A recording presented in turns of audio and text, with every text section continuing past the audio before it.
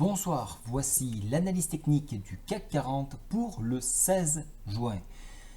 Il est 22 heures passées, presque 23 heures, donc le discours de Yellen est fini. Alors qu'est-ce qu'on apprend? On ne va pas tout de suite augmenter le taux directeur. On apprend que la croissance économique pour cette année et l'année prochaine ne sera pas de 2,4 mais plutôt de 2. Alors ça monte certes, mais c'est en dessous de ce qui était prévu.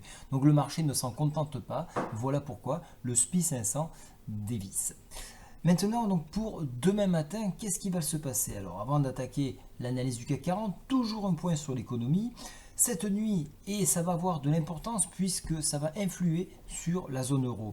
À 5 heures, on aura les taux concernant donc, le Japon. Donc, 8h30, conférence de presse de la BOJ, c'est-à-dire la Banque centrale du Japon.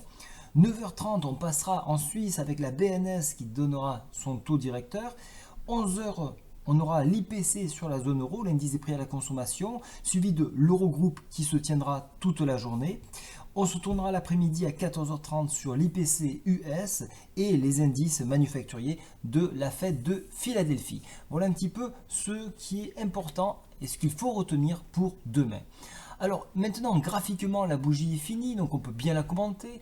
On a un marteau inversé. Alors qu'est-ce que c'est qu'un marteau inversé? Vous pouvez le retrouver dans le lexique de bourse, dans le contact boursier, dans la section apprendre. C'est une indécision à poursuivre un mouvement à la baisse. Alors on évolue pour un T3 cette fois-ci, donc en dehors de la Bollinger avec un écartement ici qui est très fort, donc il faut s'attendre à avoir un rebond technique. Alors on a commencé aujourd'hui, mais on a eu donc des incertitudes avec donc la BOJ, pardon pas la BOJ mais la Fed, donc le marché s'est un petit peu écrasé.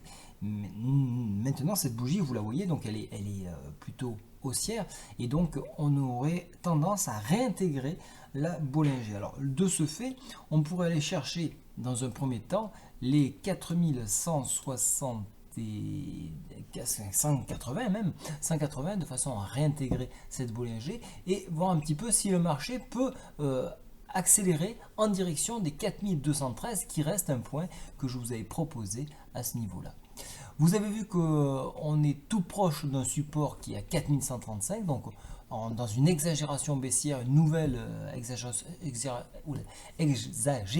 baissière, merci. On pourrait aller les chercher, mais ça va être difficile quand même, ça va être difficile. Donc plutôt un retour 4213 et sur dépassement, pourquoi pas reviser encore les points que je vous ai donnés précédemment, c'est-à-dire le creux en pince ici à 4274 et par extension 4313 qui correspondrait à peu de points près à la moyenne mobile 10 que vous avez en jaune ici. Maintenant pour les baissiers, alors on voit quand même que le SPI 500 a largement dévissé, mais on a pu le suivre jusqu'à 22 heures, donc on ne devrait pas trop baisser plus si ce n'est un emballement vis-à-vis de l'Asie. Donc on va bien regarder ce qui se passe en Asie dès le réveil pour voir un petit peu si le marché peut encore aller chercher ses 4135, voire plus si affinité le PTI mensuel 4059, mais donc si ça ne bouge pas plus que ça en Asie, alors on aura tendance à remonter. Au niveau des indicateurs techniques, donc la MACD est bien orientée à la baisse et ne propose pas de retournement actuellement. Le stochastique est en train de consolider plutôt à plat. Donc, enfin, disons que sur une zone plutôt végétative ici, donc on est en train de consolider sur ce niveau-là. Donc globalement, pour moi, ça sera plutôt un achat sur repli pour le mieux, sinon un achat tout simplement. Voilà, bonne soirée à tous et bon match. Au revoir.